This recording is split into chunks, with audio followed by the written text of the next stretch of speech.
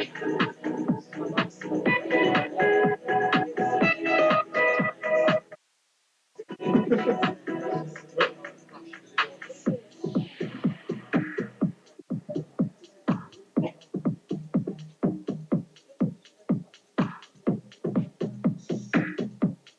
intense. Yes, it's really hungry for 10 a.m. on a Wednesday.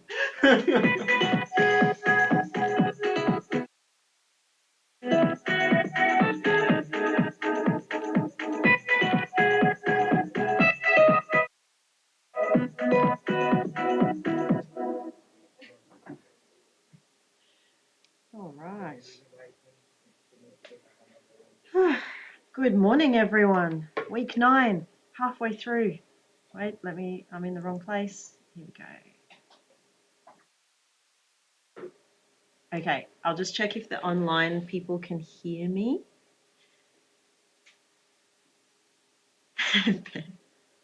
Thank you, Ben. You can hear me. Excellent. Oh, we don't have a camera Oh my gosh. Oh, I knew there was something I forgot to do. We'd lost the camera input.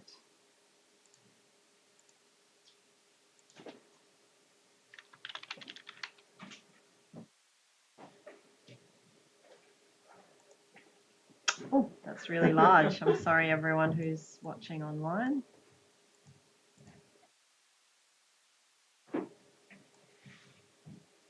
There we go. I'll just make myself as tiny as possible. There we go, that'll do us. Okay, that looks all right. Looking good. Okay, excellent. All right, good morning, everyone. Another exciting day in 1511 land. Today you get to learn all about the exam. What's it about? What's in it? What's happening? How do you get through it? First in-person exam in 3 years. I'm sure you're all super excited about it. Well, yeah, just you can do it, honestly. You really can. And we'll do lots and lots of examples next week. And it's open book, so you really can do it. It's like being at home, but you're not at home.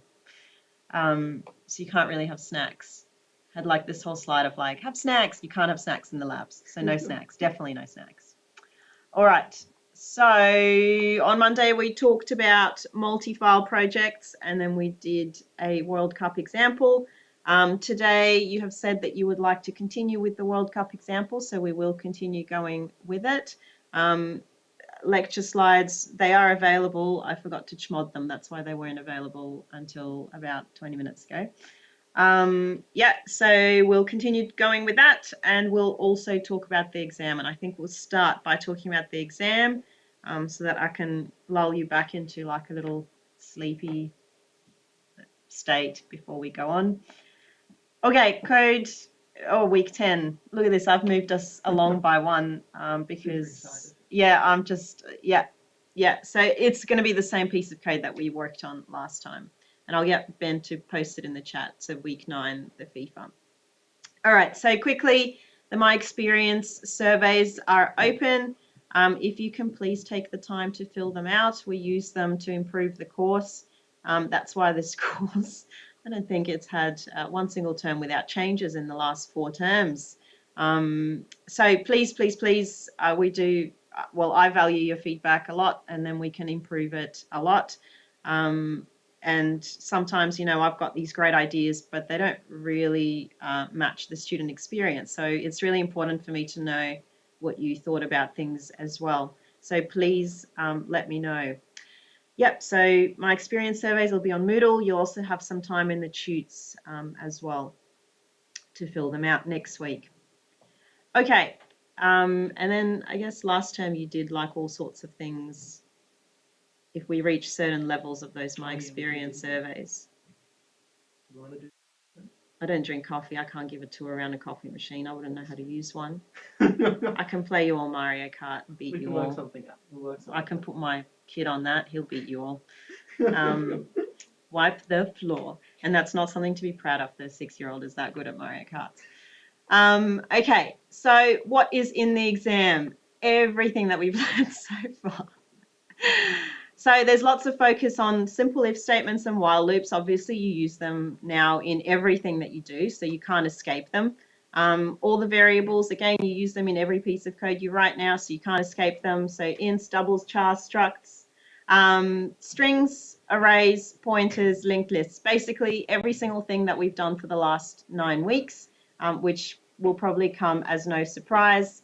The exam is on the 28th of November, which is Monday of week 12. So you have 1 week break, well, not even a break, 1 week to cram things, and then you've got exams. There are 2 sessions of this exam. That means that you, either in the morning or in the afternoon, you would have received an email that allows you to preference which session you want. If you have not chosen a preference for a session, we're just going to dump you wherever we want, randomly, basically, and hope for the best. What happens with this type of exam is that the morning people come in and you go in, you do the exam, but the afternoon people have to be corralled for 30 minutes. What that means is 15 minutes before the morning people finish the exam, we get you all into a room and you have to wait there until the morning people have left before we let you out onto those lab machines. And that means that there is no crossover for anyone to have, a bit of a, that was, yeah, no scaring going on, hopefully. So you will be notified where you are in the seating arrangements so that you'll know where to be and what time to be there at. So the morning time is 10:15 to 1:30. And then the corralling happens from 1:20 to 1:55. So that means if you are in the afternoon session, please make sure to arrive on time to be corralled, because the doors for the afternoon session will shut at 1:30 and you will not be able to enter the room after that. Oh, someone's asked, are we allowed to bring our own keyboards? I feel that pain so much. All I do whenever I go anywhere in this university is complain about the keyboards. But you cannot, unfortunately, because we can't plug it into the lab machine, which is, you should. I really wish we could change that sometime. You know what? This is my pet hate, keyboards. So let me find out what's going on. Maybe you can bring your own keyboard. Let me find out if we can do it. Someone brings a really loud clacky Yeah, keyboard if anyone brings a mechanical keyboard like Tom's, I'll probably lose the plot. Not a good idea. Restricted to like the high school scientific calculators, which ones are allowed. UNSW approved key. Could get loose. All right, and then the afternoon session will start at 1:55 and you'll go until 5:10. Unless you have special provisions. If you've got special provisions, you will also be given a seating arrangement. You might be sitting in a different room, or you might have longer to complete the exam, and you will be notified of that closer to. So we're still in the process of doing the seating arrangements. And I believe the preference email, it closes this Sunday of this week.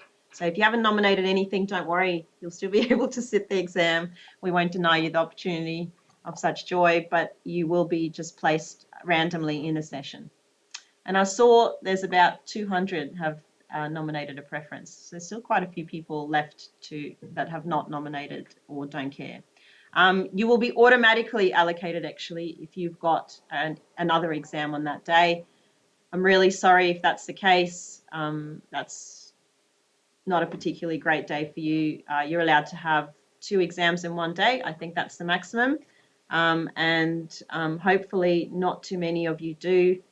We've tried to, the day was picked that doesn't have too many of the major exams altogether on that one day, but it has happened in the past. Quite a few times, actually. Just, 2 exams in one day. Sorry. All right, so the lab next week will provide you with a test environment that will be similar to the exam, and that will allow you to become familiar with how the setup will work and how your exam will actually work. So GIVE will be the same as your weekly labs. You'll have all the instructions given to you in the exam. Auto tests are available in the exam, and auto tests are going to be run the same way as well.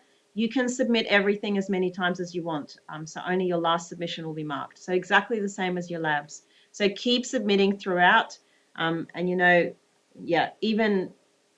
if we will run a check of who submitted what, and we'll be able to see if someone, we've had cases where people have forgotten to submit, which is, we can, don't just email us if you get home and you're like, oh my God, I've run auto test 7 times, but I forgot to submit the actual final submission. Please just send us an email straight away, because we can do stuff about it. Okay, 2 exam hurdles. They are an array question and a linked list questions. So what that means, someone's asked, I'll just quickly go back. Can we run the 1511 style in the final exam? We do not mark style in the final exam. You have 3 hours to do the exam in, and I don't expect you to feel just cool, calm, and collected, to make sure all your indentations are on point. But I do want to remind you that I will be marking some of your questions manually. If I can see that perhaps you got 0 in all the auto tests, I will go in and look at them manually to make sure to give you as many marks as possible. And if I can't read what you've written, I can't really mark it. So please keep some semblance of style, but as long as it's consistent, there is white space and there's indentation that allows me to see what on earth you're trying to do, then you are okay. Okay, so 2 hurdles. An array hurdle, which is question 1 or question 3. You must get at least 50% or more in at least one of those questions. That means you must pass at least question 1 or question 3. And there is a linked list hurdle as well, and that's question 2 or question 4. And that means you must get at least 50% in either question 2 or question 4 as well. So those are the 2 hurdles in the exam. I'll just put it out there that in the last few years, everyone always freaks out, but in the last 2 years, I've only ever had 12 people fail the hurdle from like 1,000, and 3 of them did not sit the exam. So it was pretty easy to not pass the hurdle when you haven't sat the exam. So the hurdle, the first 2 questions are quite doable. I think, especially if you've worked through the revision questions and the labs. They're really just a gift to you. So, do the revisions. Okay, the exam, open book. Exam conditions still apply just because it's open book. I don't want to see you on, chat, having a quick chat. I guess you can't have a Zoom, we'll be there, but don't open up a chat and have a chat with the person next to you through the computer. We will be invigilating the exam. It's about 1 invigilator per 10 to 15 students. So we are moving around the rooms. So please don't communicate during the exam with anyone about the exam, and don't communicate about the exam within 24 hours of the exam start time. There are people that might have provisions that allow them a longer time frame for the exam. There are also afternoon people, so this is considered plagiarism. Do not talk about the exam, basically. We also monitor all those websites that you may look at that might solve your problems for you. And if we see a question pop up on one of those websites, we ask them to take it down straight away. So don't do that. We're also invigilating, so we're walking around. Please do not. And you're only hurting yourself, because as you move through the degree, you have to know these things, and the comp subjects, they just get more and more difficult. So if you are struggling in this one, we'd rather help you actually understand what's going on so that you can do better in the other computing subjects that follow as well. Okay, so no external help. Don't ask questions in online or discussion groups. So we will be monitoring this. Exam is invigilated as well. And do not share your code with anyone but the staff of COMP1511. Obviously, if you have a problem during the exam, just raise your hand and we will come up to you and see if there's a problem. We have had, sometimes typos in the exam, even though it gets tested 3 or 4 times, but sometimes it's missed. So please just raise your hand and we will help you.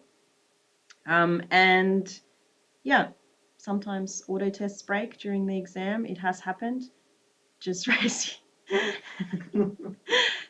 your hand. If you see me outside the labs just running around frantically, something has broken, or once the servers caught on fire as well. So that was a really frantic situation occurring where just lots of running around. Fire engine called, sprinklers went off in the lab. So it was just, I think I cried that day. I was like, I don't know what to do now. It's over. I'm done here. So there has been fun things that have happened, but none of them will happen because the rooms are so excited to be able to welcome exams back in. Okay, so if you experience any issues during the exam, please raise your hand, wait for the invigilator. Okay, when you come into the room, seat yourself. There'll be instructions provided to you on how to start the exam. So you're not left in the dark. What will happen is we also personalize the papers.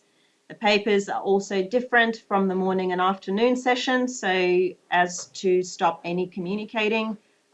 They are equivalent though. It has been challenging to create two equivalent papers, but I think we've done it after many sleepless nights. So hopefully, you know, I just want to say hopefully you'll enjoy the exam. No one enjoys an exam, so I don't think you'll enjoy the exam, but hopefully you won't feel bad about the exam.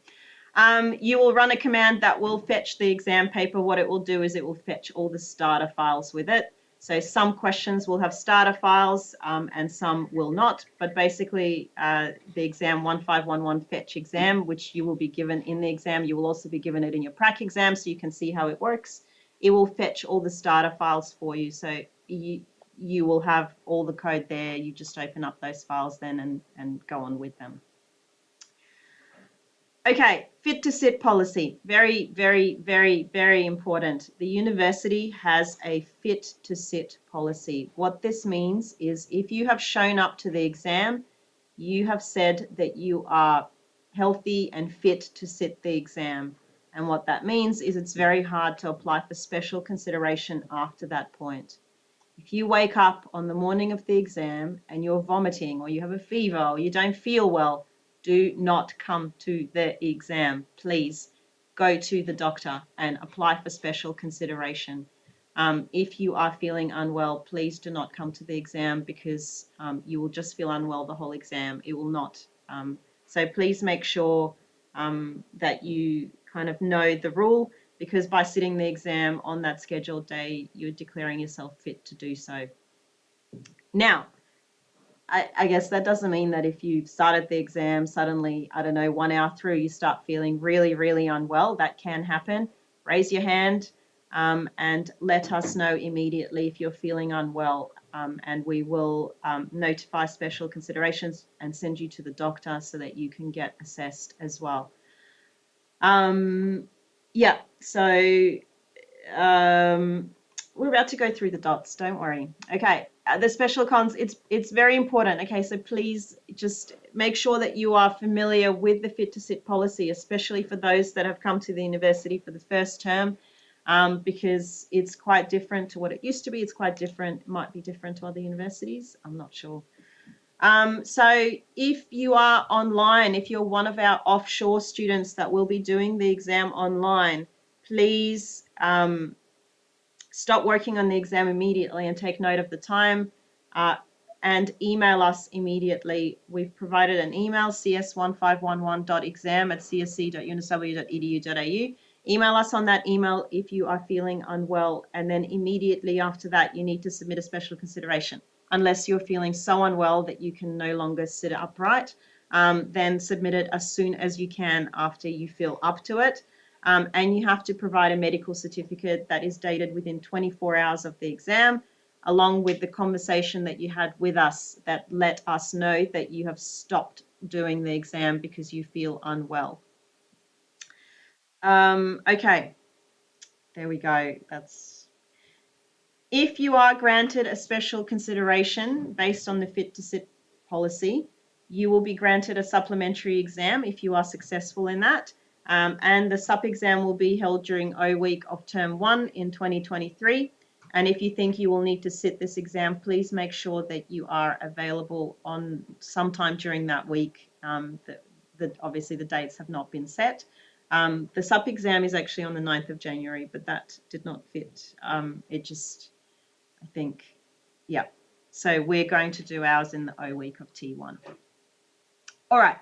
Week 11 revision classes, we will be running some week 11 ones, and registrations, we will share the link for all of those.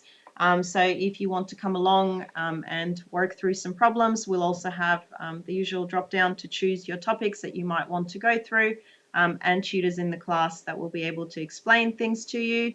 This Friday, CSE SOC is also running their, I think it wasn't called Prep and Chill this time, but I've called it Prep and Chill, whatever it was called Prep and Chill in the past. But it is their practice code for the exam. So they do coding problems. They'll also run a Kahoot in the middle of it. And they also give you some free food. And it's 4 till 7 p.m. this Friday in the Design Next studio, so J17 level 5. And we'll have some of our tutors as volunteers down there. I'll be down there as well for some of it. And yeah, just come and chill out if you want to work on some more COMP1511 problems. Okay, also week 10, which is next week, what we'll be doing is we'll be flipping the classroom. That means we'll have a series of problems next week that we will be working through during the lecture times. What we will do is we'll vote on which problem we're going to solve all together. We'll solve it all together. Then we'll have also side problems that you will do in small groups, and we will walk around and help you with application of actual skills. It's in CSE Seminar Room 113 on Monday, so just like we were this week. And then on Wednesday, unfortunately, every single room with desks seems to be booked except for this one. So we're here for now, but if I find a better place, then we might be able to get to a better place. Okay, the format of the exam. 20 short answer questions. They can be either multiple choice or short answer. Basically, they're the types of questions that require you to understand a piece of code, how to interpret code, kinds of like the questions I've been asking in the Kahoot, like given that input, given this piece of code, what will happen? What does this code do? And you will be given in the prac exam a full list of questions, short answer questions that are similar to the types of questions you would be getting. Then you will have 7 practical questions. Those are worth 10 marks each, and they are the programming questions. They are similar in style to the problems you've been doing so far over the last 10 weeks in your labs. They're also similar to the revision exercises and similar to just the kinds of problems we've been working on. They are also rated just like your lab exercises, so as to give you an idea of how hard each question is. So if for this whole term, all you've been getting through is the 1 and 2 dot questions, then focus on those in the exam, right? Don't worry, you can still do well if you don't do the 3 dot questions. So our hope is that people can attempt and complete the first 4 programming questions. So let's go through some of these. Okay, so short answer questions, they are 1 mark each. Total of 20 marks. They are whether you understand coding concepts. Some of them, what will this code do? How does this concept work? And again, the examples are in the week 10 prac exam. So super fun. There will be a link in your fetched exam paper for the short answer questions. So once you get a paper assigned to you, you will go to it and there will be a link to the short answer questions. They will take you to an online ed classroom where the questions are there for you to answer. And again, it will be the same as in your prac exam, so you'll get a feel for how it's going to be structured. You will be able to change your multiple choice questions and your short answer questions. You'll be able to change the answers multiple times throughout the exam. They're not locked in once you select one answer, so don't worry, you can go back to them. And some of them will be multi-choice, some of them will be short answer format. Okay, practical questions, 10 marks each. Stages of difficulty are from basic, so from 1 dot to very, very hard, which is kind of like a 3 dot, maybe sometimes even a little bit harder than a 3 dot. Some will have starter code available to them. When you fetch the exam paper, that starter code will go into your directory, so you'll be able to see which ones have the starter code. Each question will need to be written, compiled, and tested. You will have access to the auto tests, but keep in mind that this is an exam, so some of those auto tests might not test every single case that there is. So think about those special cases that we always talk about. As you know, even with arrays and linked lists, think about what the issues are, where the problems usually arise, and test those yourself if you have time. So, yep. Harder questions will have less auto tests. That means when you get to questions 5, 6, 7, the auto tests just kind of reduce as they go, and you're expected to do more of your own testing. No specific style marking, but what I said before, please make sure it's still neat and readable, because I have to mark them. There might be other people marking them as well, and if I can't read it, I can't mark it. So please make sure it's readable what you're trying to do. But you don't need to explain your code in comments unless you've created some sort of very complex situation that I will not understand if I'm looking at it or solving a question in a... I don't know, sometimes people even provide me some pseudocode if they've run out of time in the last questions, but they've thought about how they'll solve it. I love that. I love seeing people's thinking. If you pass the auto test, does that mean you'll get full marks? It does not mean that at all. Similarly to the normal problem sets, the auto tests do not test all the conditions. They will test, for question 1 and 2, they might test all the possible sort of conditions. There's a lot of auto tests, but not for the, probably question 3, 4, 5, 6, 7. They're not testing everything that there is to test. They're just auto tests. You have to do your own testing as well. You have to think of what might break this thing. Okay, read all the questions before you start, and start with the easier questions. So don't, jump in there into the 3 dot and just kind of start with the hurdles, questions 1 and 2, and then kind of go from there. So I recommend you do them in order of difficulty, really, and build up to the more difficult questions. Take a few minutes before each question to actually draw a diagram to think about how you're going to solve it, or how you're going to approach the question, and use your problem sets as revision as practice. Okay, and this is quite important. Don't jump around. If you answer less questions but do them properly, that's better than more questions partially answered that don't compile and don't do anything. So answer, try and solve it, answer the question, and then move on if you can. Okay, question 1 and 2, they are 1 dot questions. They are similar to the prac question 1 and 2. So our prac exam is going to look exactly the same as your real exam, except obviously the questions will change. They're not going to be the same questions, if only. I think that's been done before. By accident, yeah. So question 1 is the array hurdle, question 2 is the linked list hurdle, and they will test your ability to create simple C programs. You'll have to use variables, use scanf and printf, use if statements and while loops, simple structs, be able to access structs, use a struct, obviously use of arrays, either of ints or doubles, or array of structs in question 1. And then in question 2, it's going to be use of linked lists of ints or doubles. So question 2 will not have insertion or removal of nodes. It will just require you to do something in that linked list, as opposed to question 4, which will require you to actually do something harder. So an example of a question 1, basically loop through an array of structs. I'm struggling with speaking. Loop through an array of structs and gather some kind of information about what's going on. So one example I've provided there. Let's say you're given an array of structs where each struct has, it's a struct direction. It's got an int number and a char direction. So you want to print out the total number of steps taken in a specific direction. So for example, if direction is L for left, find all the structs with direction L and add the numbers in those structs up. And it will say basically, edit the function. It will give you the prototype of the function. And then all you have to do is actually add code in the function to make it happen.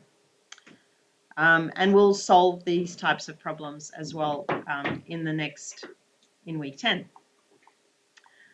Okay, an example of question 2, perform some kind of computation on a linked list.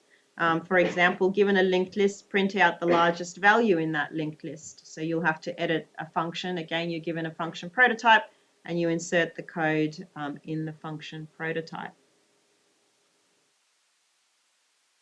Okay, questions 3 and 4, they are 2-dot. So they've gone up in difficulty a little bit. They'll be similar to prac questions 3 and 4 as well in the prac exam. Question 3 is an array hurdle, so if you're not able to do question 1, then do question 3. It's either 1 or 3 that you have to pass, and then it's either 2 or 4 that you have to pass, because 4 is also another linked list hurdle. If you've already answered question 1 and question 2 successfully, that means you've already passed the hurdles of the exam, so you're now just picking up marks. They're basically harder applications of the hurdles. You will need to know everything from question 1 to question 2, in addition to being able to loop through the structure perhaps more than once. For a question 4, you will need to insert or delete perhaps into a linked list, and you will need to be able to test more difficult conditions and maybe keep track of more than one thing as you go along in the code. And questions 5 and 6, they are 3-dot questions.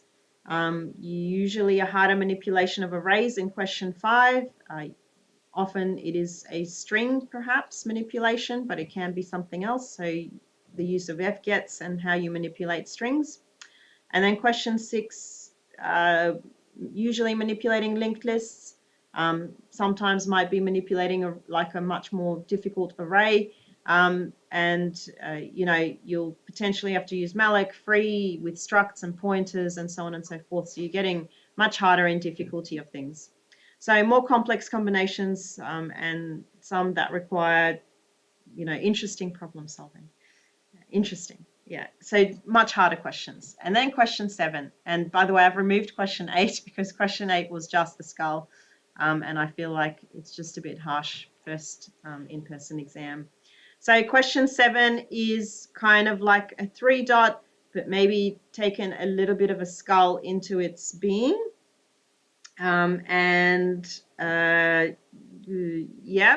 I'll just see some questions. A lot of will incomplete code still be marked? Yes. So if you have incomplete code specifically for the hurdles, we will always check that code and mark it manually. Similarly as to your assignments, if your code was close to passing and it was just one tiny thing that was just throwing it all off, you'll get most of the marks. And then it will kind of build down based on how close you were to actually passing the question. The order of the type of questions, it will probably remain the same in the final exam, and you'll get a good example of it in the prac exam as well. Consistency is consistency is good because it at least alleviates some of that cognitive load for you. Do we have to get it all right to get full points, or can we get a few steps right to get some points? You will be able to, it depends, right? It depends what you do and for which question you answer. The questions are manually marked. We're not just throwing you in the deep end with just auto marking and then, you know, whatever happens, happens. But we're geez. All those hours I spend, no. So, but just make sure that, you know, usually whatever, if you pass all the auto tests for question 1, question 2, it usually means the auto marker will give you full marks, but that's not the case for later questions, and I will look at those. And I will look for anything that hasn't passed. Basically, we'll also manually mark your exams. So there is potential to get marks even if you're not compiling questions. And especially in the later questions when things get harder, you might have compiled, but you might have half solved it. That's fine. You'll still pass perhaps some of the auto tests, and you will get some manual marks based on that as well, because we will look at the code manually as well. Okay, so question 7 is really for those that are aiming for a HD or like a high HD. Then you want to attempt question 7. Everything that's been taught in the course might be in a question 7. It is one of the harder ones. It will test your ability to also break the problem down and solve the actual problem as well. We will provide you a prac exam question 7 just to give you an idea of the difficulty level. And again, partial completion will award some marks. You can't bring your iPad, but you will be given paper in the exam. So I've ordered a whole bunch of scrap paper to be given out to everyone. So you will have paper available to you. So bring a pen. We're going old school, or a pencil. Okay, what should I study? Just a whole bunch of everything, really. So the basics are really important. Lots of revision. Please know how to use arrays and linked lists. Go back to the problem sets. I always say go back to the problem sets, even if you've done them, do them again. And don't look at your answers. Don't look at any answers. Just try and do them again to see how you're going with them. There is a whole bunch of revision exercises every week. Go back and do those because they also help you to practice the concepts. And they are quite useful. But basically a little bit of everything. You'll have to everything that we've done in the last 10 weeks. Okay, so here we go. I've kind of been answering it as I go because everyone, of course, always wants to know about marks, but most of their marking will be automated. That doesn't mean that it's not manually marked as well. It is manually marked as well, but please make sure that your input and output format matches the specification. There are a lot of you in this course. There is not a lot of time between when you sit the exam and between when the marking has to be finalized. So please make sure that you match the spec because that allows us to be able to mark faster and to spend more time manually looking at the code to be able to give more marks. So answers for all the hurdles we checked by hand as well. Marks are earned for correct code, not for passing auto tests. So again, if you're so close to passing everything, you will get most of the marks. And minor errors like a typo in an otherwise correct solution will only result in a very small loss of marks. So it's not, we're really marking you for the code that you produce, not for, how well you can spell. And if you've seen me write code and the spelling mistakes I make, that probably explains that. Okay, whilst some parts of this exam, the later questions, so questions 5, 6, and 7 might be quite challenging. They've been designed to be challenging. Please, don't feel the need that you need to, if you have done questions 1 to 4, then do questions 5, 6, and 7. They're really there for those kind of trying to aim for higher marks. You'll still be able to do really well in the course. The exam is only 40% of your total mark. So you don't need to complete them to be successful in getting a great mark in the subject. Make sure you breathe and just try and stay calm throughout the exam. Sometimes when you read the question the first time, it becomes very overwhelming, especially if you just blank on what to do. Just, look up, look away from the spec, and then take a few breaths, come back to the spec and try reading it again. And try and draw something, draw a diagram and so on. Again, go over the problem sets and the revision questions. I feel like I've said it every second slide, but please do. It's a huge help for you to do that. And then revision classes will be run in week 11 with more practice questions there and tutors available on hand if you need any help with solving things. All right. It's a great time to take a break before we go on to the example. I thought that this week, if you would like to in the chat, be like, how is everyone doing? It's week 9 around campus. That stress less week is just ironic. Every time I see them set up for it in week 8, I just think, why? Don't think patting a llama is going to make my stress go away, but I hope you're all still doing okay. So let's take a little, 5-6 minute break and then we'll come back after that.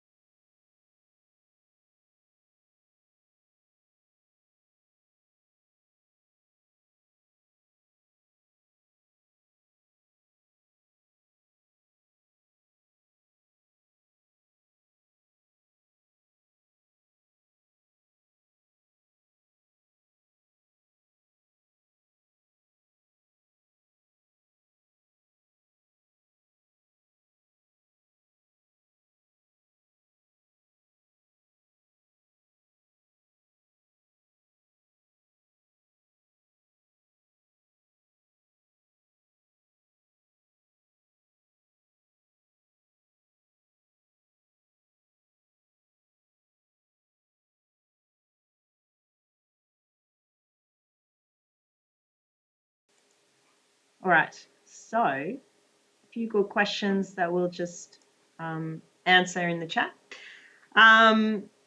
So what is inside, what is open book basically? So you'll have access to open up lecture code, lab code, your lab code, lecture notes. You might be able to Google a function to remind yourself what's in a header library, that, you know, in a standard C library, what's in there if you needed to see that.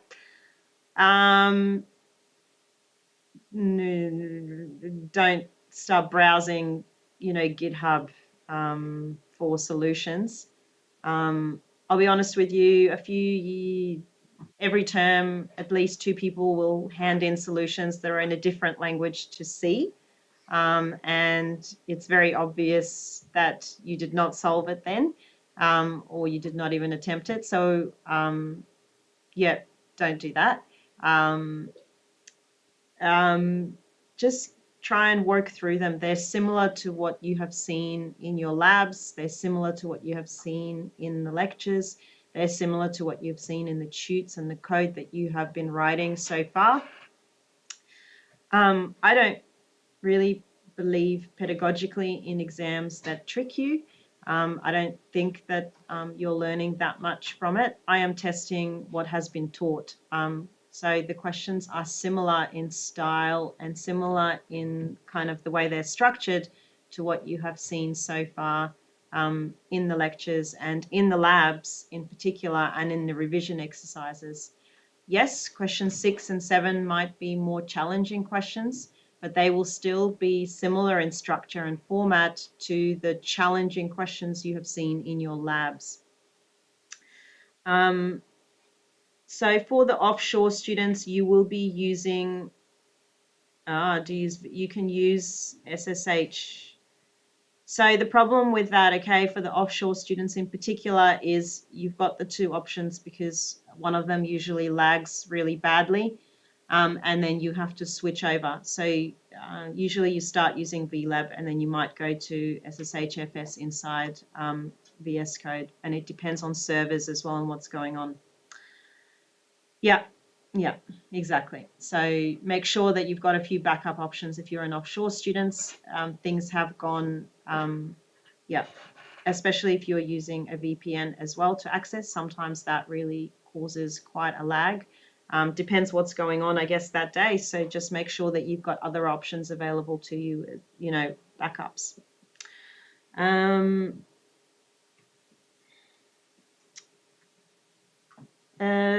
Sounds to be very similar in assignment 2, stage 4.1 in terms of difficulty and size. Yeah, it's different. It's not like an assignment. It's a standalone problem.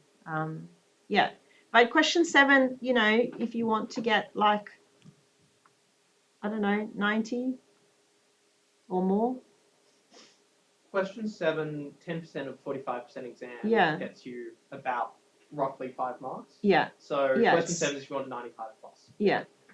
And I mean, that's assuming if you're doing question 7, you have done every single 3-dot and challenge so far, you know, every week. So yeah, so that's assuming that. Just think that this exam is 40%. So if you get short answers, that's 20 marks. And I also just realized that we had up to 90, so we have to scale. I realized that last night, but it was too late to do anything about it. So it's going to be, so then 10, 10, 10, if you get the first 4 questions, that's 60 marks out of 90. You know, that's most of the exam, really. And then everything else is bonus marks, but not really bonus marks. They're marks that count, but I mean just like in theory. Okay, any other questions?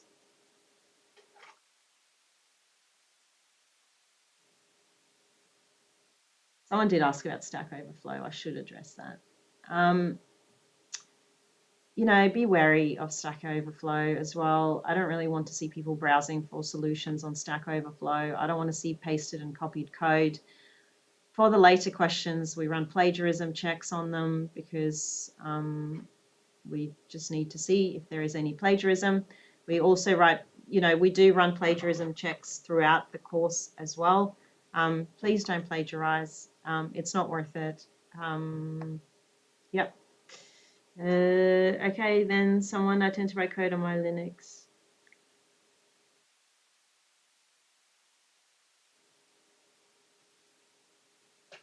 Yeah. Yep. Thank you. Yeah, so just try and solve the questions as best as you can. Use the resources that are there. The exam is 3 hours, so you've got a little bit of time.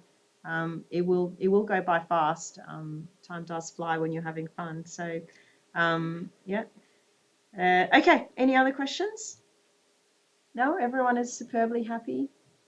Can't wait. 1 more week to go. 2 more weeks to go. I've shortened it. Yeah. Okay, 2 more weeks to go. You've got this. You can do it. Honestly, break it down. Don't be overwhelmed by the whole thing. If you don't feel up to it, forget questions 5, 6, and 7. Just start slow. Start with a short answer. They're 1 mark each. They're very doable. You know, the code's there. You can play around with it. You can, what we've been doing in the lectures, write down on the side what each part of the code is doing with a piece of paper and a pen, and you'll be able to see what the outputs should be, etc., etc. So just break it down into smaller problems and attack small bits at a time, and you know, before you know it, you've done most of the exam. Okay. Okay, let's go on. All right. Which week contains the array of structs? Arrays of structs were in week. I want to say 4. I want to say but we'll 4 have as another one well. for practice. Yeah. We will have, and we will have a practice one next week, an array of structs, which is returning something, returning a struct, maybe not returning a struct. So the problems will be there as well next week that we will practice on. They will be similar to the exam as well. In fact, they're taken from very old exams. Yeah.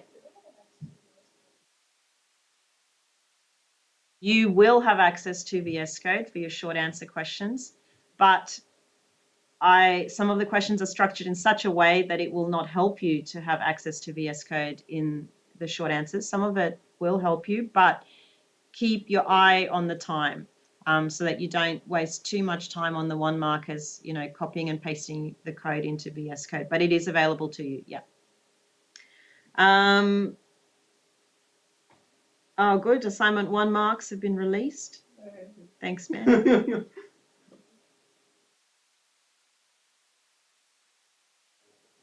No, everyone's just... Should I give everyone a minute whilst they check their assignment 1 marks? Yeah, everyone's checking. So maybe shouldn't have posted that. What did you do that, Ben? I'm sorry. I did it and I was like, yeah, it's a fun one. Oh, by the way. Stage 4.1 has been the most difficult problem so far in this course. I loved it. It is a difficult problem, but I reckon you learn a lot from that stage 4.1 problem.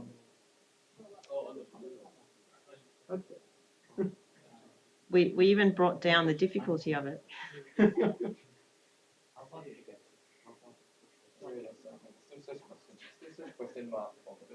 Go into the blue. Yeah, if you click on the Click on the blue. Yours just hasn't run through and updated the mark on the question mark. But if you click on the blue, yeah, scroll to the bottom, it'll be there. All right, everyone happy? Yeah, it is what it is. It is what it is. It's the kind of attitude. Assignment 1 was only 15% of your mark. It was worth a lot more than assessment zeros. It was, yes. It was only 5% to get you started. Okay, let's do some linked lists, I guess. And then, actually, you know, Ben, could you please run a poll for me if there's anything else about the exam that people want to know?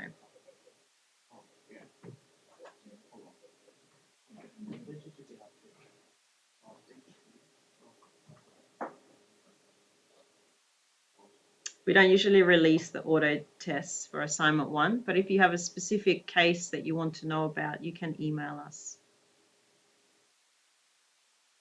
That was answering SB's question, by the way, out loud.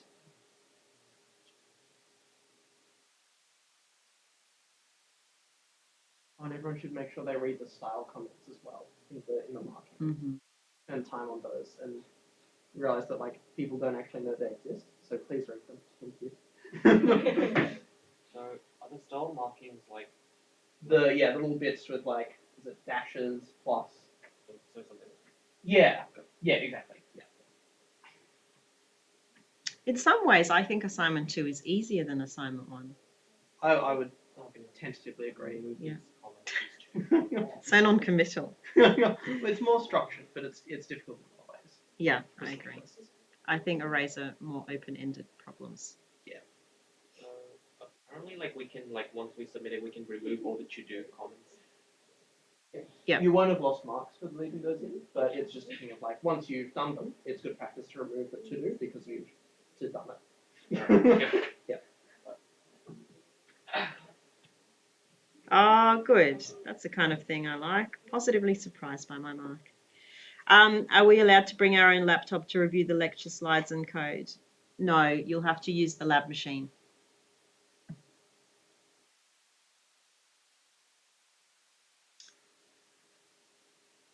Okay.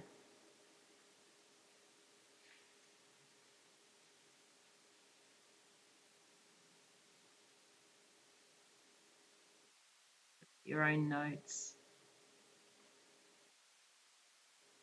Depends where those notes are. Don't bring a textbook in or a folder of notes. You're not going to have time. You're going to run out of time. Yeah. So could question 7 theoretically be as hard as 4.1 of assignment 2? No. It's, well, Let me check 4.1. 4.1's the matchy match that you toned down. We have had a. There that's has actually been a question 7 from an old exam. Yeah, but not But in a different. in a different. It's and differently worded. It's not.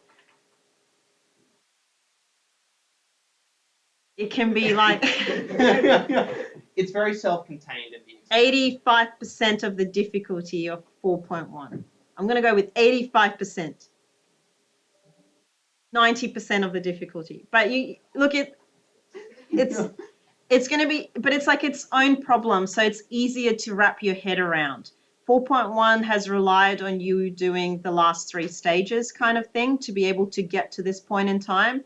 So you're perhaps a bit exhausted, but this is a it stands on its own 2 feet, question 7. Question 8 was the killer question. Question 7 is the sidekick to the killer. Can I use the computer in the lab at ordinary times? I want to get used to the keyboard in advance. Yes. I mean, we run labs in there a lot of the time, but you can come in and do some work on the computer. Can I switch off the Wi-Fi on my laptop and use the locally stored notes? No, you can't bring another computer into the exam. You just can't, because we can't monitor that many computers.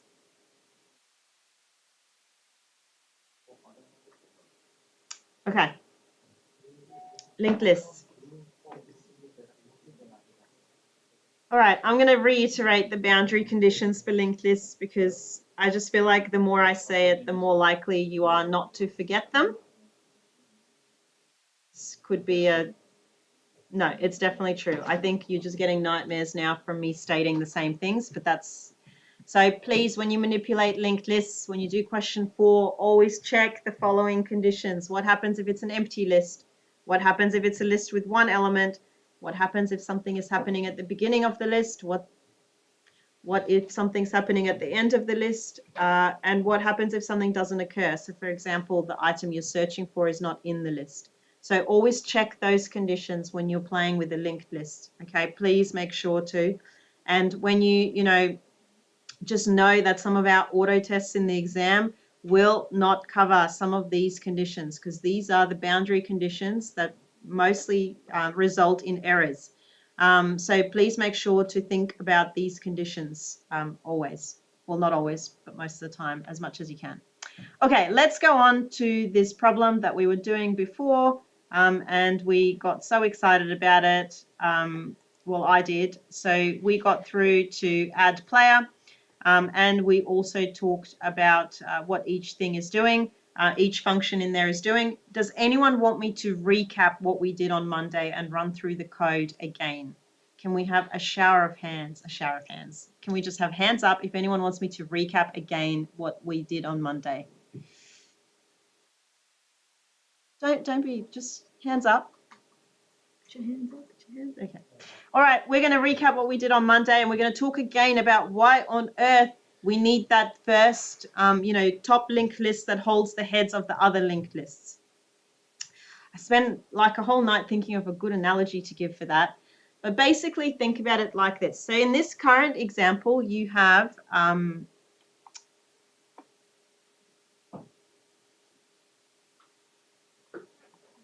mouse goes the opposite way to what I expect it to do.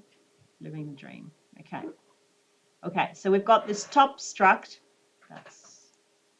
And I was going to go through the Kahoot. Oh, well, too late now. I'll go through it next week. Okay, so we have a top struct.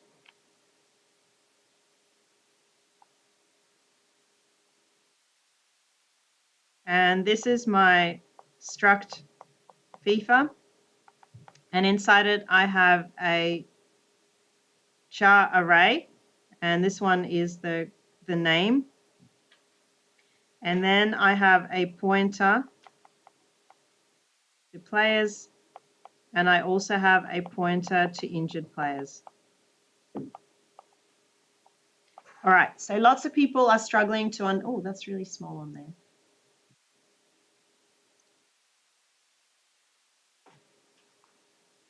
Lots of people are asking the question of why on earth things are sitting inside this struct, and then that's your head of the list. So this here, the head of the list is stored inside here. So that's going to be the head for all the players now, for all the struct player. And then this one here is the head of the list for the struct injured player, because we have two more structs in this kind of question. And this is similar to how your assignment is structured as well.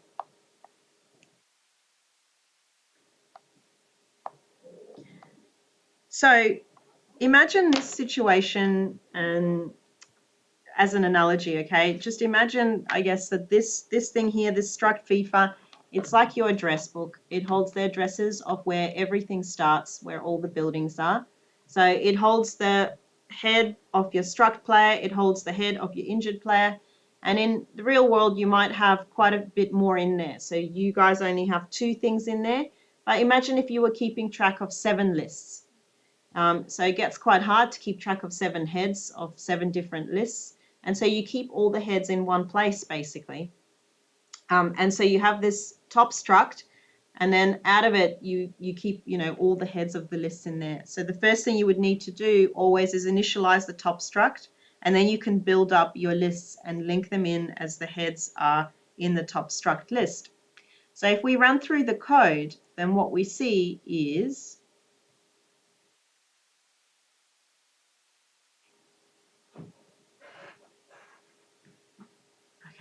here we go, int main. So you create this struct FIFA player list, create,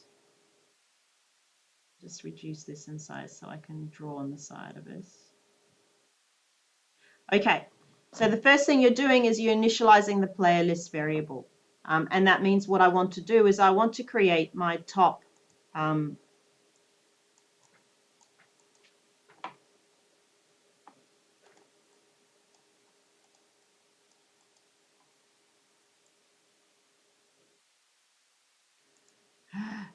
okay, here we go. I want to create this top thing here. I want to allocate some memory for it, and I want to initialize it.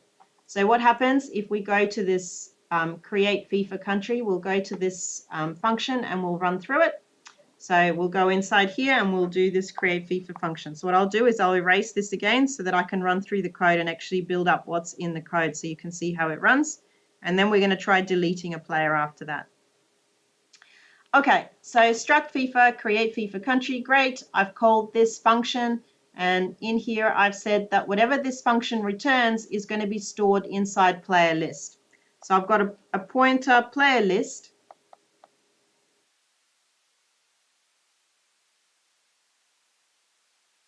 Where I am on this. Just there. Okay, so I've got a pointer player list, and that's where I'm going to store the address of what I create. Okay, I'll go down to this create FIFA country and I'm going to start creating. First things first, I'm going to make a FIFA player list and I'm going to malloc some space for it. And it's going to be size of struct FIFA. So my FIFA, I'm creating enough memory to house whatever was inside the struct FIFA. So the first thing I'm creating is the structure that will house it. And the address of it is going to be stored inside player list. So for example, the address of this struct is at 0xAAA, again, completely made up. And that means that this player list now has the value 0xAAA because I've malloced some memory that will accommodate this struct. And that means I've created an ability to have a name here, which is an array. I've created a pointer for players, and I've created a pointer for injured players, which is what my struct looked like. Okay, great. Then I'll go down next and I need to initialize it because right now this is just an empty struct. So if I try to access anything in it, nothing's going to happen. So what I do is I initialize the player list players. So I access inside, so I've called this struct over here player list. So I access the player by doing the arrow and players. I'm accessing this part here and I'm assigning null to it. So I'm saying this is going to point to null. And then I'm doing the same for the injured player. So I'm going to access the injured players and I'm going to assign null to it also. So I'll assign null to that one also. So now I've got two heads that are pointing to nothing. And what I'm going to do is I'm going to return player list. So I'm returning the address of this list that I've created back to my main function. So when I come back here, the address of it is going to go inside player list. And that means it's going to have this address. I'm going to print out a statement. And what I'm going to do then is I'm going to send it out to a loop command function. And I'm going to give it the player list. So what I'm giving it is I'm giving it this pointer that has this address in it. So when I call the function that will check what command is being input, I'm giving it the top of my structure. So I'm giving it exactly what I need. And so here, if you think, if you didn't have this top sort of struct, and if you had, you know, 3 different heads that you might be using in the different commands, what you would need to give it is 3 or 4 pointers or 5 pointers. So what this ensures is that you're just passing around one pointer, and that means that you can, you know, you make less mistakes as you go. And all the heads are stored inside this one, you know, struct. So this has the heads of all the, you know, linked lists that you might be using. Okay, so we'll head up, well, we'll head down to the loop command, and it's going to have a print command, enter command. It's going to store it inside a char command. Then it's going to use a while loop to scan in what's going on, what command you're entering, and it's going to check what the command is. So we've put in our hash defined that command add player was an A. So if that command is equal to the letter A, then it's going to call the function add player. And again, it's going to give it this player list, the address of player list. So it's going to send it off, add player, and it's going to send it off with this address. So let's go down to add player, which is the function that was called. And let's see what this function does. So if you remember, the command that was entered would be in the format A, so add, and then I don't know, Bob Smith, that's the name that I'm going with, clearly. It's going to have the name, so it's going to have a first name, it's going to have a last name, and then it's going to have the card type, so an enum card type, which is what the question defined it as. How many cards they've got, if they've got a yellow or red or whatever they have. So what happened when we read when we did scanf is when we checked that this is the A, and so we got that we need to add something. Now what we have is we have the rest of this line that we need to pass, and we need to understand what on earth is happening on this line. We'll need to separate it out into things so that we can then, initialize our variables and initialize our linked list. So what we do is we need to read a string of the input of the command of the standard input. So what we do is we create an array, and that array is going to store whatever on earth we read in from the standard input. So it's going to store this, the rest of this information here. And then I'm going to use fgets because that's how I read the string in from standard input. So what I'm saying is, can you please store whatever you read into the buffer, which is the array that I created to house it. I'm saying that the maximum size of that array is max string length, and this is always going to be the same for you in 1511. You're reading it from standard input, so you're reading it from the terminal. Excellent. So what that means now is that inside my array buffer is going to have this here. So it's going to have Bob, Smith, none. So it's going to have this line in there now.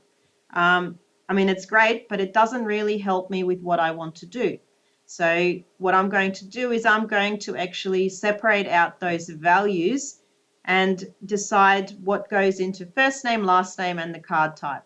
So the first thing I'll do is I create an array to house the first name.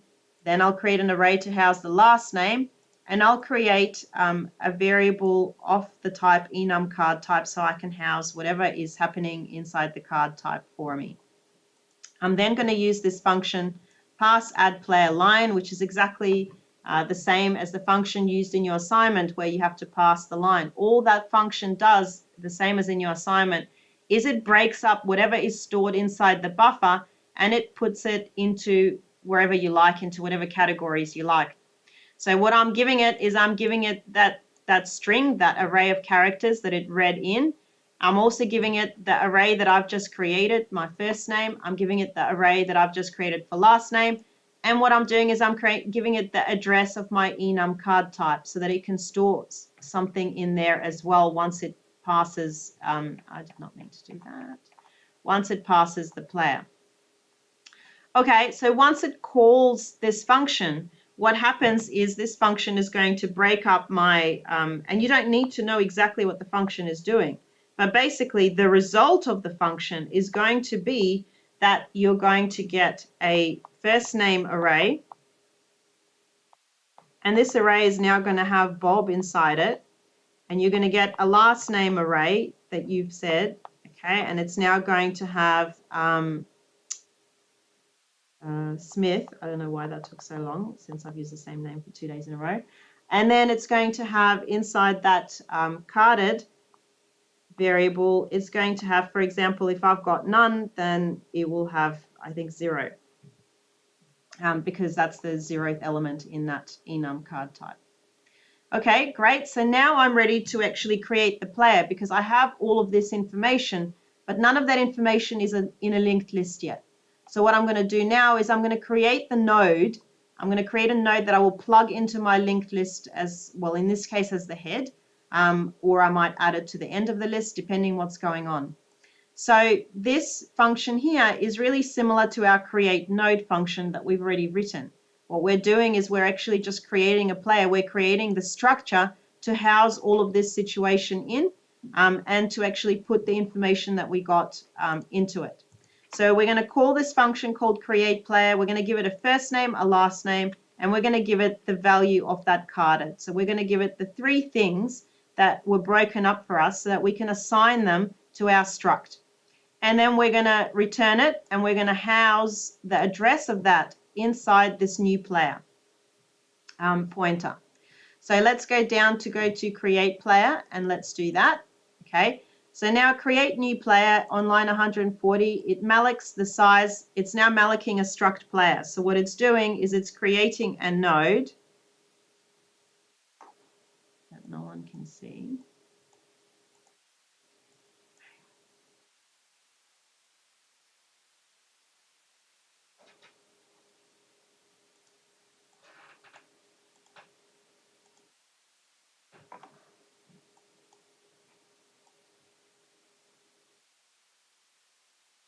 Okay, so it's creating a node, mallocing some space, and creating a node of type struct player. So this node here that I've just malloced is going to be of type struct player.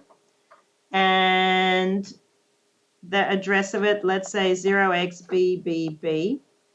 And what it's going to do is inside new player is going to be the address of it. So in my pointer new player, I'm now going to store the address of whatever this new node is that I've created. Okay, and this node that I've malloced some space for is going to have my first name, my last name, and then my card type in here, because that's the definition of the struct. So then I'll go across to line 141, and I'm going to start to put those values into my node. So when we deal with arrays of characters, we can't just assign, we can't just say array is equal to and then give it a string, because it's an array of characters. It has to be done one by one. So we use a function called strcpy. This function actually does exactly that for you. It copies out the characters one by one.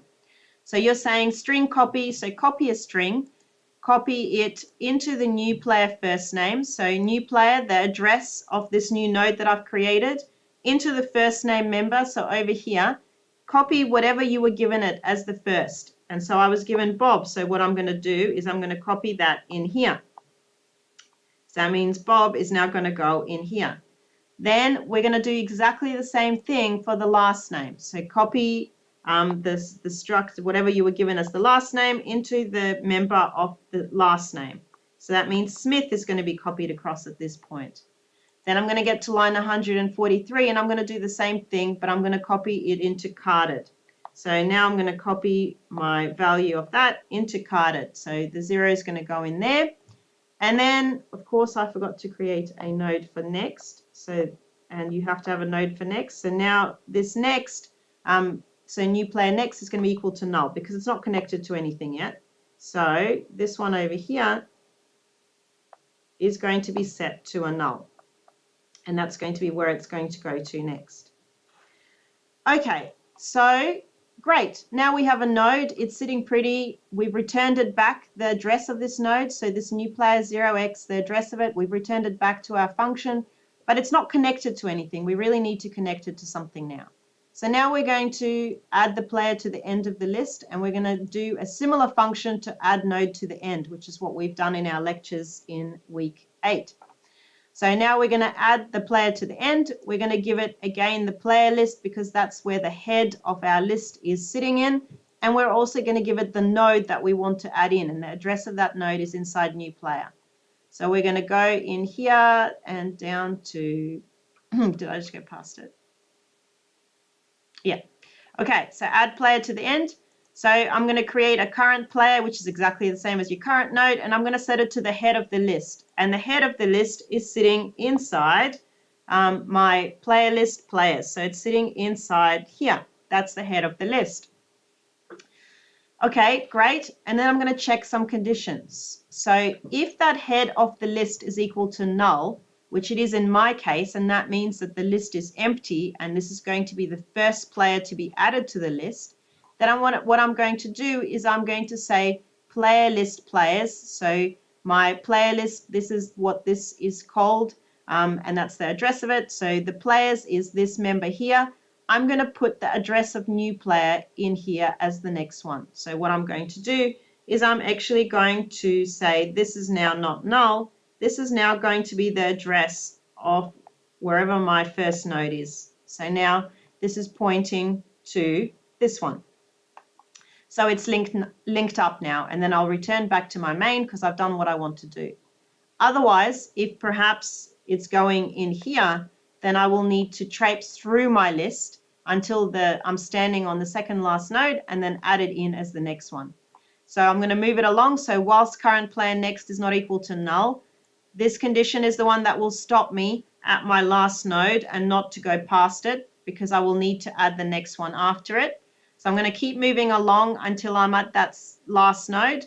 So once I've reached this point of the code, I'm standing on the last node. And that means I can now add my new node in. And I'll do current player next. So whatever is sitting in here I'm going to put the new node pointing, so coming out of it, and that will allow me to link my new node in.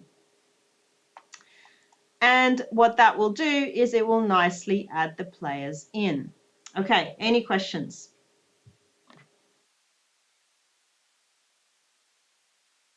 Any questions? Everyone feeling good?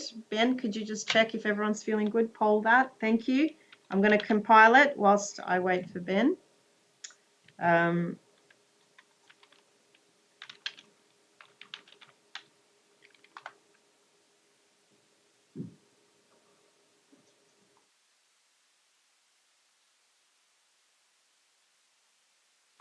thought I was going to compile it. Maybe not. I think I've forgotten to prototype all of them.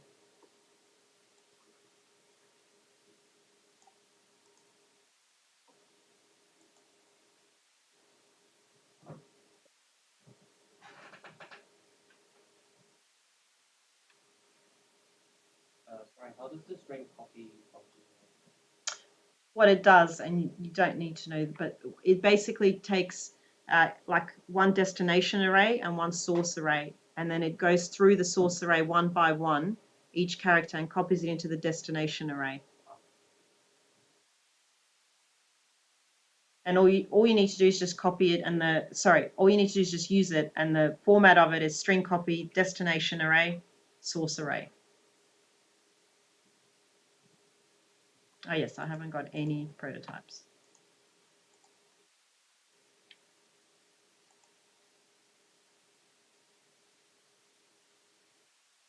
And hours later.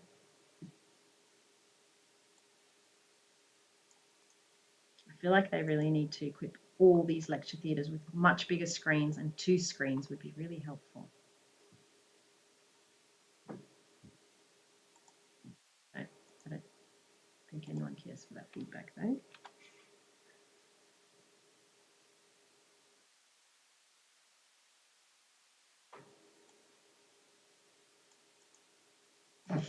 How's everyone going? Feeling bored?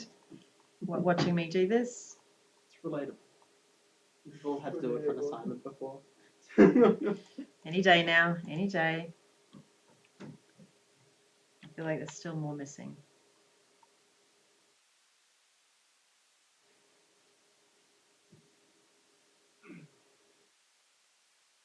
Ah, this is the last one.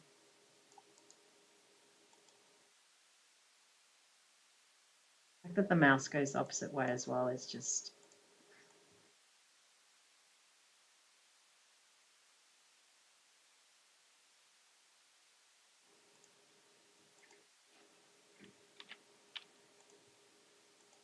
Let's try this again.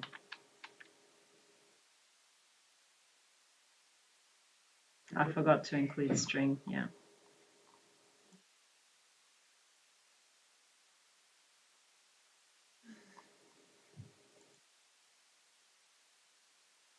I did not.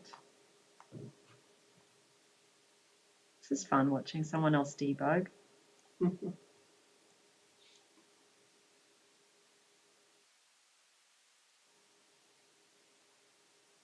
On a tiny little screen. Okay. This is a good example. Always check the first error message first, fix that, Yeah. and then move down. Absolutely, that's right. As you can see, I ignore everything after the first one to start with.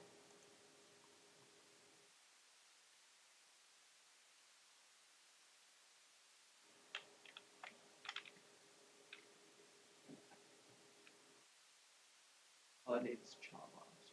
Yeah.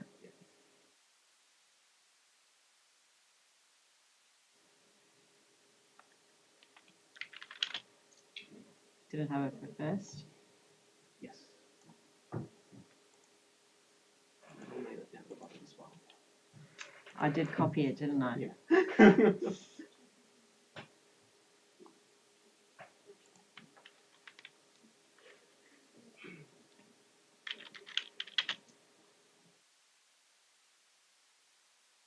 Okay, here we go. Oh, much success. We're not adding the number to the struct player right now because I keep working off, yeah, not yet, because I changed the problem in my head as I was building the code. and then it became a different problem. I will tidy it up after today so it doesn't look weird as well. Okay, and run it. What command should we do? Who's playing? Oh, Ben, would you like to? Not that Ben knew what the World Cup was. That means he should have a red card for that.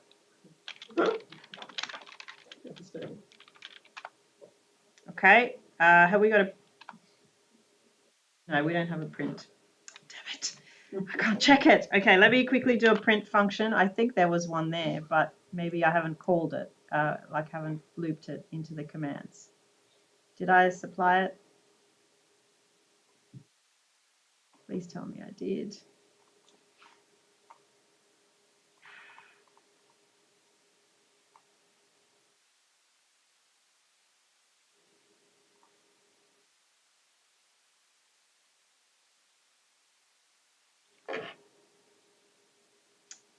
Okay, there we go. That's...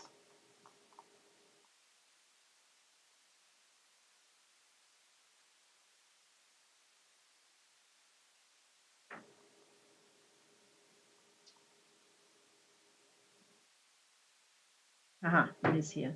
Excellent.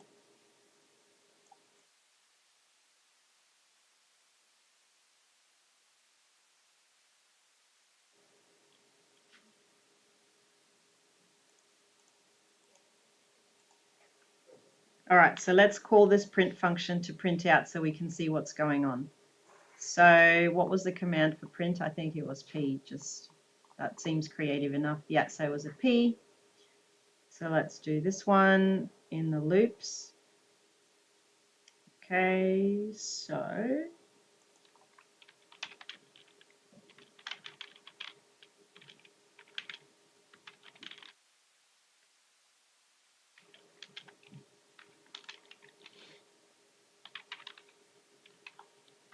I'm going to call the, and I'm going to give it the head of the list, which is stored inside player list. Okay, let's try that.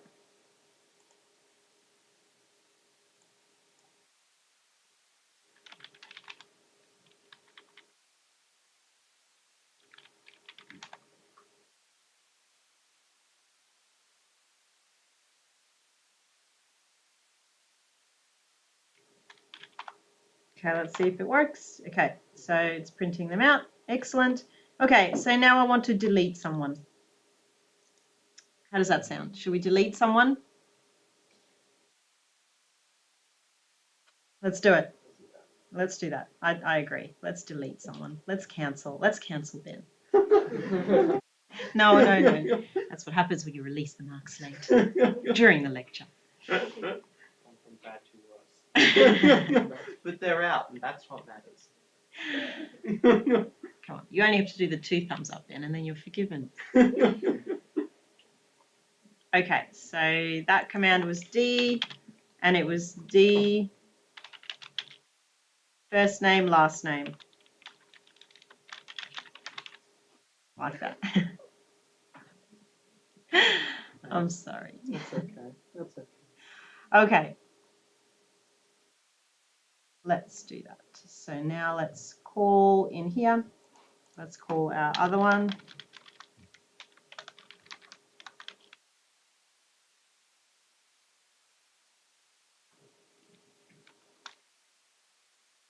Okay, I guess we'll call the function delete player. What do you reckon we need to give the function? Yeah, exactly. We need to give it the playlist, which is the head of the, which is where the head is, so you can pulse through. And what else do we need to give it? Anything else? Or that's fine. Yeah, that's it. Yep. Okay, so after, in a similar manner, after it gets to that D, it'll go down to the function and it will read in the rest of the line, and then it will decide who's going to delete. Yep. Do we have to update the link between like the head and the node after the deleted one, or is it already done inside that function? Which one? Like when you delete it, like it's supposed, like the head is supposed to like what you call, like when you, like, you know how like a node is deleted and then like the link it was originally linked to that deleted node has to be relinked to. Yeah, Has that yeah. been done in that function? Or No, this function doesn't exist yet. About to exist. And we're about to take care of those cases. You can't. Oh, can't see where the terminal's printing. Oh, it's because the camera's on there. Apologies.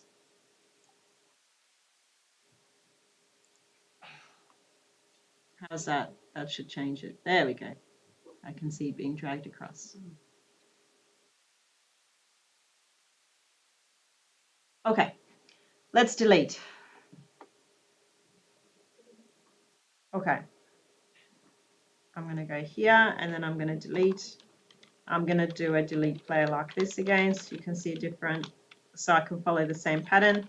And I've given it a struct FIFA player list. Okay, so this function, this is why you don't get penalized for spelling mistakes in the exam. Jeez. This function deletes a player by first name, last name. Okay, so we're in the same place where we've read in the D, but now we want to know, who's going to be getting deleted, basically. So if I enter something like D, oh, I'll delete myself, then you can stay. If I enter this in, again, I've read the D in the loop command, so it's told me that I want to delete. It's called the function, but now I have this left that I need to do something with, and right now it's just a string on its own. So what I'm going to do is I'm going to do something similar that we did in the first function where we added a player, in that I'm going to put it all inside a buffer. I'm going to read it in, and then I'm going to pass the lines again. So I'm going to create an array to house whatever I read into it. So it's going to go max string length. And then what I'm going to do is I'm going to use fgets to read it off the standard input. And I'm going to say place whatever you read. Oh, bugger. Slightly different meaning. Freudian slip. Okay, max string length, so the maximum size of the array. And where am I reading it from? I'm reading it from standard input.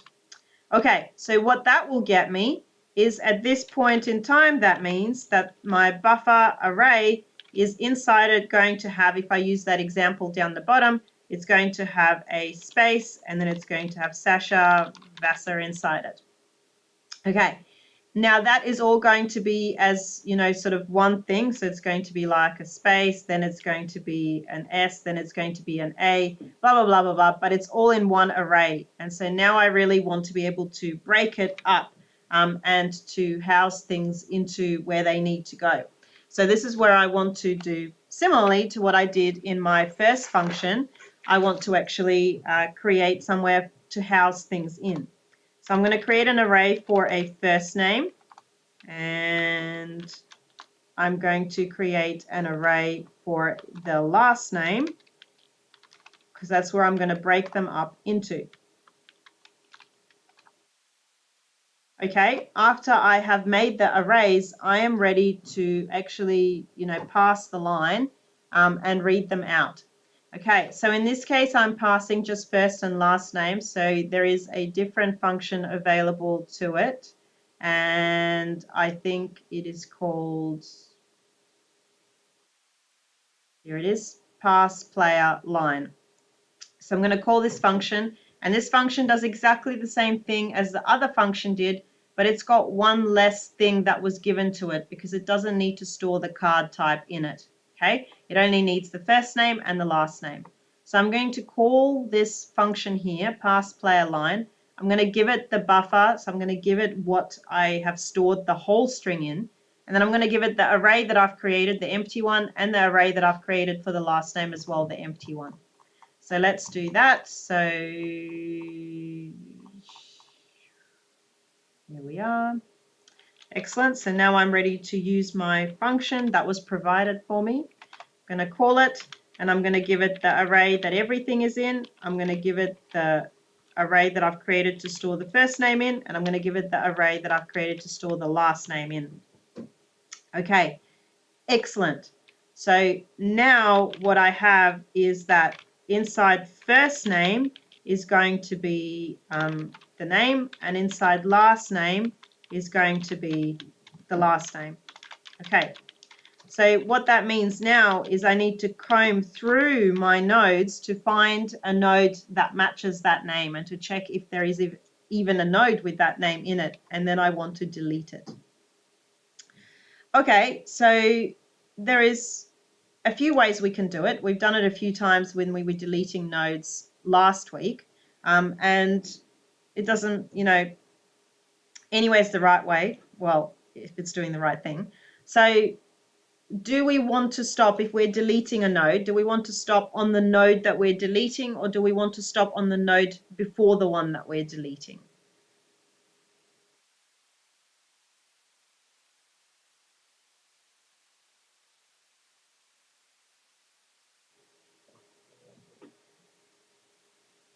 Thoughts, vibes?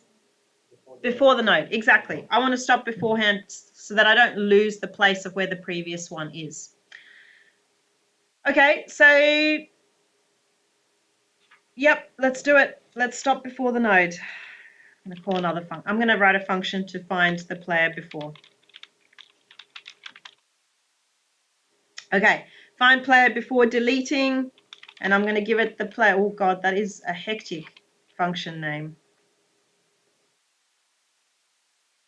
isn't it? Oh well, it's staying for now. It's a terrible function name. Just go with it. I can't. Okay, and I'm going to give it the first name that I want, and I'm also going to give it the last name that I'm searching for. So what happens is, well, I've called it, it's going into nowhere. Now I'm going to make it even worse, this line of code. The style is going to be pretty bad here. I'm going to store the address of that node in somewhere, and I'm going to create a struct player node, and I'm going to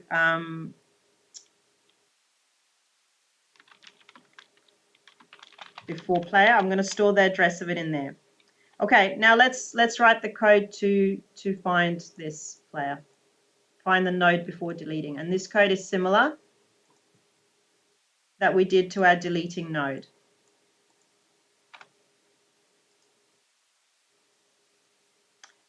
Okay, so my function is going to do what? What's it going to return? I've kind of said it here. Yeah, so yeah, it's going to return the node. So it's going to return the struct player type of node. So it's going to return the address to it. So pointer, and then I'm going to give it the player list, which is and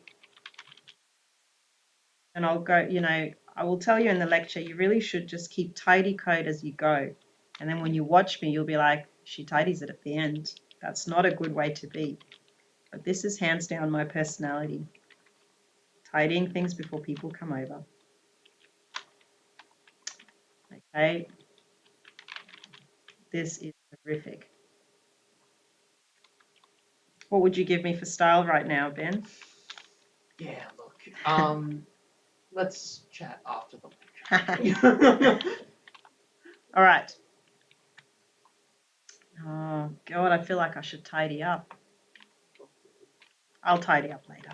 There we go. Yeah. Okay, so let's find the node before. Okay. We, just like we were using in the delete node, so similar to the delete node function. Okay, so what we're going to do is we're going to keep track of a struct player previous, exactly. So struct player, I'm going to keep a track of a previous. I'm going to set it to null because it's right now going nowhere. And then I also want a current. So my struct player current, and I'm going to set it to the head of the list, and the head of the list is sitting inside player list players. So that will allow me to have the head and the null, and now I'm ready to kind of move through and try and find things. Okay, so I'm going to use a while loop.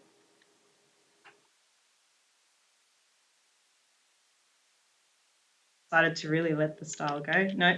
Okay, so while, okay, and what condition will we be checking, do you reckon? What condition will we be checking first if we're making our way through the list. So we're passing through the list.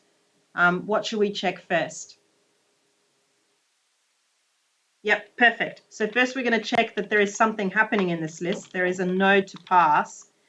Okay, so we're going to check that current is not equal to null, because otherwise we might be accessing a null and dereferencing a null pointer, and we don't want that. So that will stop us from doing that. Excellent. And now I really want to check whether or not my node has the matching name to the one that I've given it inside my first name and last name.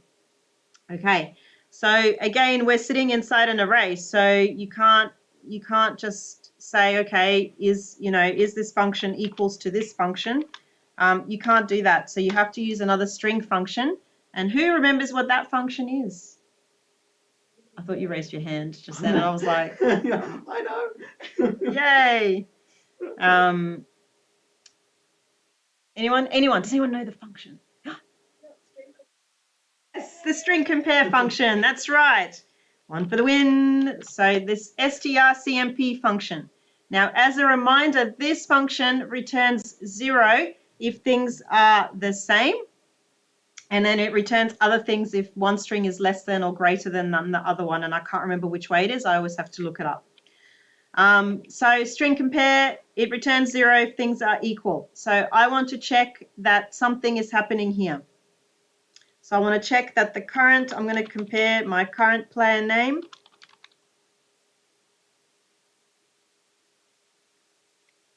That's not what I had a moment. So the current is going to have their first name, and I'm going to compare it to what I've given it. So I've given it a first name in here. So I'm going to compare it to this first name that I gave it down there. So I'm going to run string compare first name. That's not how it's spelled. Okay, so I've got this condition. So whilst that, if that is equal to 0, okay, then I'm going to do something. So I think in your assignment you have to match two things based on, you're deleting based on two things. I thought maybe we'll delete based on two things here as well. Why not? Okay. How are we going for time? Not very good. I'm just going to leave it like that for now then.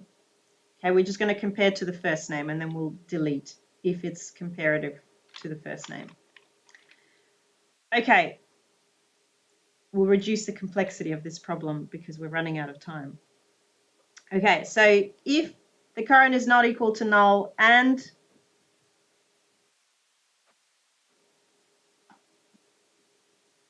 this one is matching, so the first name is matching to the first name, that doesn't make sense. And if it's not matching to the first name, I've written the code to compare them both. Now I'm trying to think through the logic of how to. I want to move it along until I find the previous. Okay, here I'll just return the previous.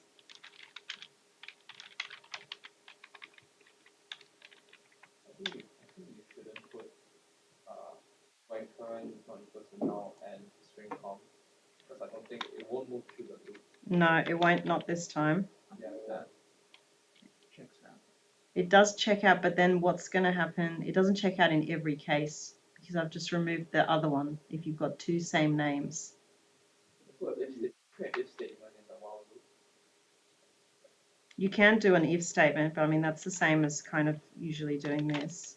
So if current is not equal to null, which is great, I'm still somewhere, and if that thing is equal, But we want, well, it's not well, equal. it's not equal, we want, and then we're going to move along. Okay, whilst it's not equal, I'm going to move it along. So I'm going to say previous is equal to current, and current is equal to current next. Like it's not the, And then in the equals. what? Instead of before the string comp, the exclamation mark should be the not equals. Not equal to 0. Not Yeah. equal to 0. Yeah, okay.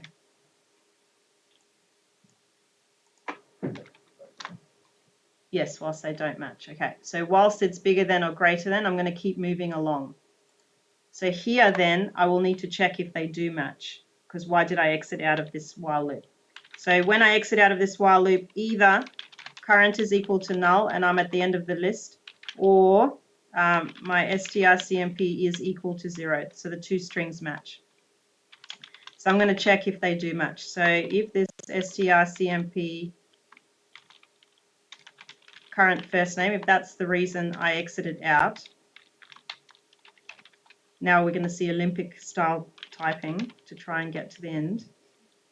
If that's equal to 0, then I'm going to return the previous one.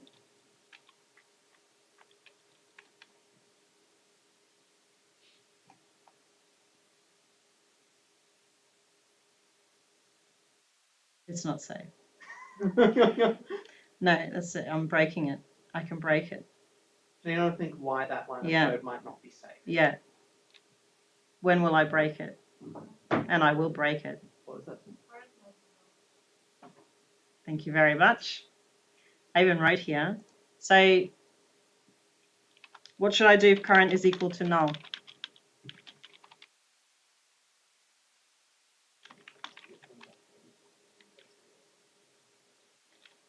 Okay. Yeah, look, it means I got to the end of the list and I haven't found anything that I want to find. So I don't really want to, I'm just, yeah. Oh. Jesus. Okay, great. So we'll catch that. That's going to catch that. And it's going to still break. It's still going to break. Let's see when it breaks. Shall we see how it breaks? Well, it's going to break because I haven't called it. Oh my God, why is the time just flying? And it's too stressful now because I haven't actually deleted it yet. I've just found the node that I want to delete. Here we go. Let's quickly delete it. Okay. Let's quickly delete it. We 2 minutes. Okay. Now what happens if this before player, if null was returned? Okay, it's going to break. I'll fix it after the lecture so you get something that actually works. Okay, if it's equal to null, then what happens? What does that mean if it's returned null to me? Yeah, it either didn't find the value or I can't remember what else I coded in there. It didn't find the value or the previous was null.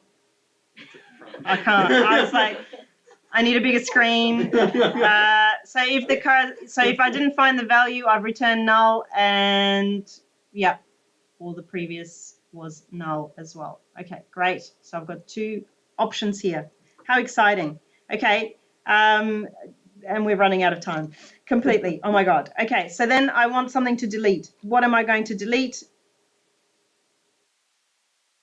I need to run through it with a piece of, everyone's like, we've lost you.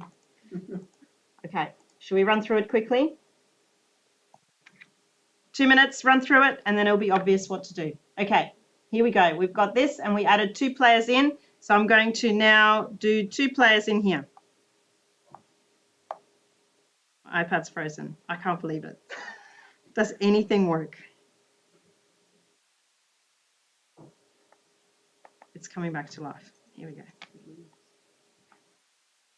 It's back.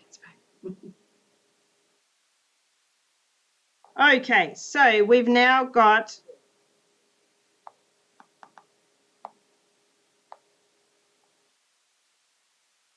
Ben, Bryant, and then we've got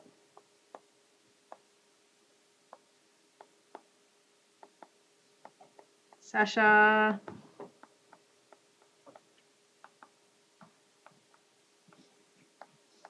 Thank you. Thank you very much. Okay, this is the next, pointing there. Excellent. Okay, so let's run through it, see what it does. Okay, so if we're going through this list and we check, is this equal to Sasha? No, it's not. So I'm going to move along. Is this equal to Sasha? No, it's not, but I really need the code so that we can see what the code is doing. Okay, so current is equal to the head. So current is sitting over here. And previous is null, so previous is somewhere in here. And you can't see anything I'm doing yet again. Okay.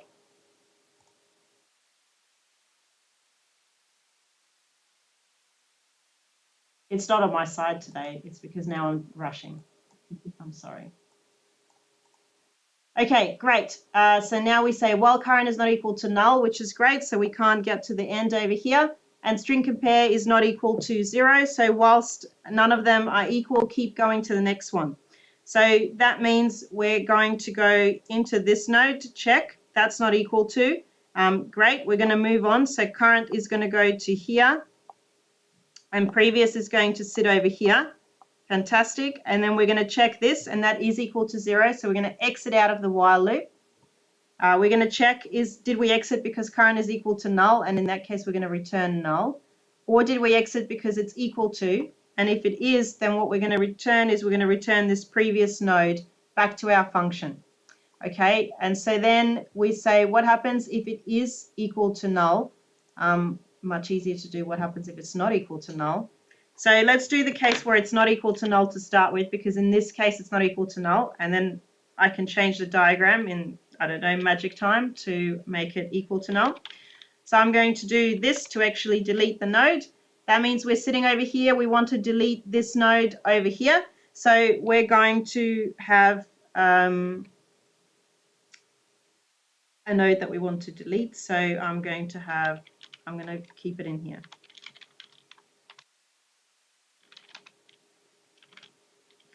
Okay, and I'm going to, what have I returned? I've returned the address of this node here. I'm standing on it. I want to return the next one. Okay, I've got the before player. The next one I want to kill, but I need to connect it to perhaps the one that's handing it out after it. This is going to take me too long because I now have another node. Should we maybe record a video? Yes, we should record a video. I've run out of time, but because I might have another node over here and I might be deleting in the middle, so I'll need to connect up the two nodes, and that will just not, that will not like me at all. You know, I have written the code perfectly, but then because I decided to cut the difficulty, it broke me. It broke me. All right, well, thank you. I will record how to do this because it will help you. I'll record it on Friday. And then you can watch if you like, or you don't have to watch if you don't like. It's up to you. But thank you so much for coming. Next week, I'll put a poll on Ed, and we will run through what areas you would like to revise, because then I'll do the questions based on that on the Monday and potentially on the Wednesday. All right, this is what happens. Deleting and adding things is hard. Always have to consider those 5 cases. I will leave it for question 4, not question 2. That's right. We're nice. We're good people. Yeah.